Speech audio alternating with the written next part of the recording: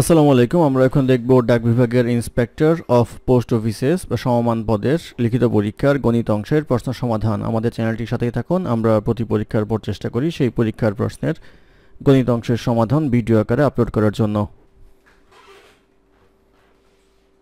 অঙ্ক শুরু হবে 11 নম্বর অঙ্ক দিয়ে। 11 নম্বর অঙ্কে বলা ছিল 64 কিলোগ্রাম বালি ও পাথরের টুকরোর মিশ্রণে বালির পরিমাণ 25%। কত কিলোগ্রাম বালি মেশালে নতুন মিশ্রণে পাথরের টুকরোর পরিমাণ 40% হবে? তো এখানে যেটা দেওয়া আছে সেটা দেওয়া আছে হচ্ছে 64 গ্রাম। 64 গ্রাম হচ্ছে আমাদের টোটাল মিশ্রণটা, অর্থাৎ বালি এবং পাথর। বালি এবং পাথর হচ্ছে 64 গ্রাম। তো এখানে বলা হচ্ছে বালি এবং পাথরের টুকরোর মিশ্রণে বালির পরিমাণ হচ্ছে 25 গ্রাম, 25%। তাহলে এটা হবে হচ্ছে 25%, এটা তাহলে হবে হচ্ছে 75%। তাহলে 25% যদি 1 হয়, 75% হবে হচ্ছে 3। তাহলে বালির পরিমাণ কত হবে? বালির পরিমাণ হবে হচ্ছে 4/1 ইন্টু 64 ইকুয়ালস আসবে হচ্ছে 16 গ্রাম। আর পাথরের পরিমাণ হবে হচ্ছে 3/4 ইন্টু 64 ইকুয়ালস আসবে হচ্ছে 48 গ্রাম।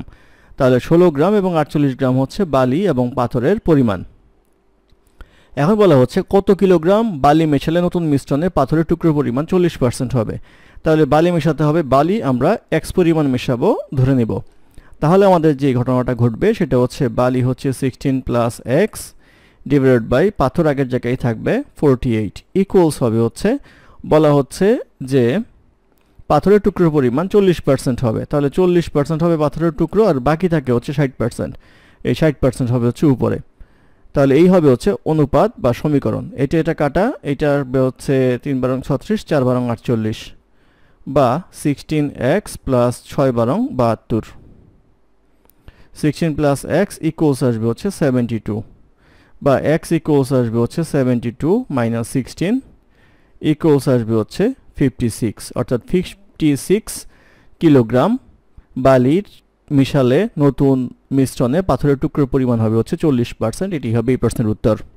তারপর প্রশ্ন নাম্বার 12। নম্বর 12তে বলা আছে 500 টাকার 4 বছরের সুদ এবং 600 টাকার 5 বছরের সুদ একত্রে 500 টাকা হলে সুদের হার কত? তো আমরা জানি সুদ I equals NP R by 100, এটা হবে হচ্ছে হিসাব। তো এখানে যদি আমরা 500 টাকার হিসাব করি তাহলে 500 টাকা হচ্ছে P ইন্টু 4 বছর ইন্টু রেট অফ ইন্টারেস্ট যেটা আছে এটা হচ্ছে R ধরে নিই, তাহলে R বাই 100 প্লাস আসবে হচ্ছে 600 টাকার 5 বছর এই R বাই 100, এই সব মিলিয়ে আসবে হচ্ছে তার 500 টাকা।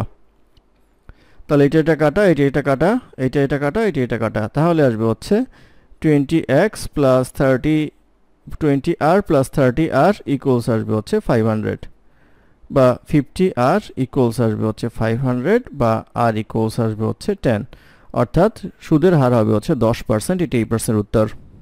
তারপরে প্রশ্ন নাম্বার 13। নাম্বার 13তে বলা আছে একটি ত্রিভুজের কোণগুলির অনুপাত 1:1:2 হলে ত্রিভুজটি কোন ধরনের ত্রিভুজ? তো ত্রিভুজের তিন কোণের সমষ্টি আমরা জানি হচ্ছে 180 ডিগ্রি, আর এখানে অনুপাত হিসাব করলে 2 1 3 4, টোটাল 4/1 ইকুয়ালস আসবে হচ্ছে 45 ডিগ্রি। দ্বিতীয় কোণটা 180 ইন্টু 4/1 ইকুয়ালস আসবে হচ্ছে 45 ডিগ্রি। তৃতীয় কোণটা 180 ইন্টু 4/2 ইকুয়ালস আসবে হচ্ছে 90 ডিগ্রি। যেহেতু একটা কোণ 90 ডিগ্রি, বাকি দুইটা হচ্ছে 45 ডিগ্রি করে, তাহলে এইটা হবে হচ্ছে সমকোণী সমদ্বিবাহু ত্রিভুজ।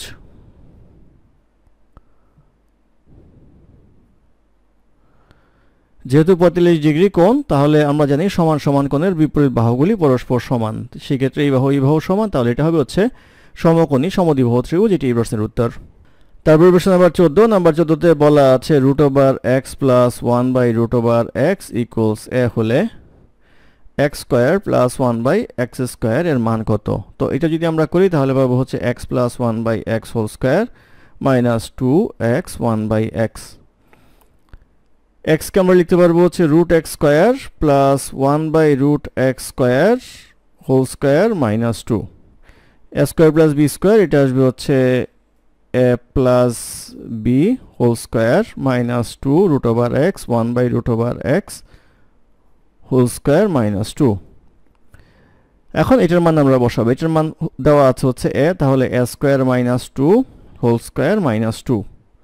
এটা করলে আসবে হচ্ছে a to the power 4 minus 4a square plus 4 minus 2 equals আসবে হচ্ছে a to the power 4 minus 4a square plus 2। এই a to the power 4 minus 4a square plus 2 হবে হচ্ছে নির্ণেয় মান। এটি এই প্রশ্নের উত্তর। ধন্যবাদ আমাদের সাথে থাকার জন্য। আমাদের চ্যানেলটি ভালো লাগলে অবশ্যই সাবস্ক্রাইব করবেন, লাইক কমেন্ট এবং শেয়ার করবেন। আমাকে কোনো সমস্যা থাকলে আমাদের কমেন্টে জানাবেন, আমরা চেষ্টা করব কমেন্টে রিপ্লাই দেওয়ার জন্য।